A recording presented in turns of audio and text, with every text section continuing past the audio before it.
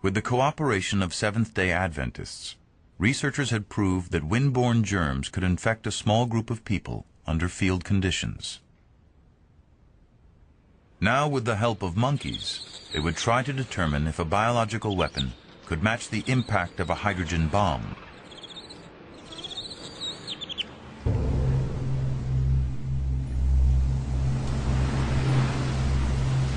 The test began early in 1965, as barges took position near a Pacific atoll called Johnston.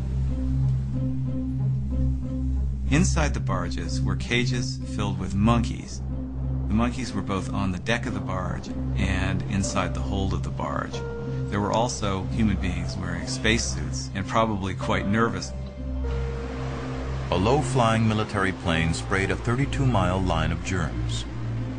Germs that cause a lethal disease, tularemia, or rabbit fever.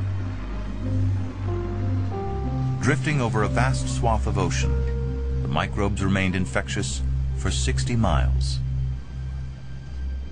The barges were towed back to the island, and in the next days, the monkeys became ill. Ultimately, about half of the monkeys became sick, and of them, most of them died. These large-scale field tests demonstrated beyond any shadow of a doubt the feasibility of biological warfare.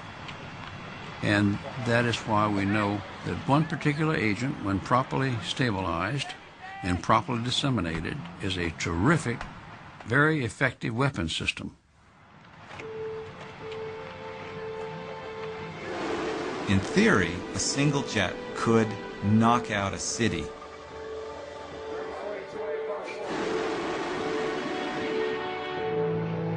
It could perhaps infect as many as half the people in Los Angeles with tularemia. Though skeptics said the results were oversold, Dietrich researchers were jubilant.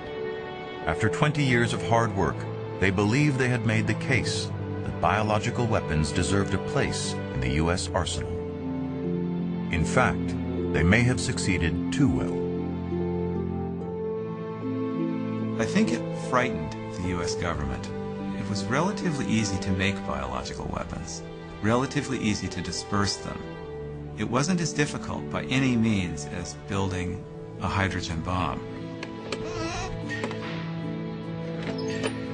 There was a thinking here that we don't really want to publicize how powerful these weapons are, because all we're really doing is proving to the rest of the world that biological weapons work.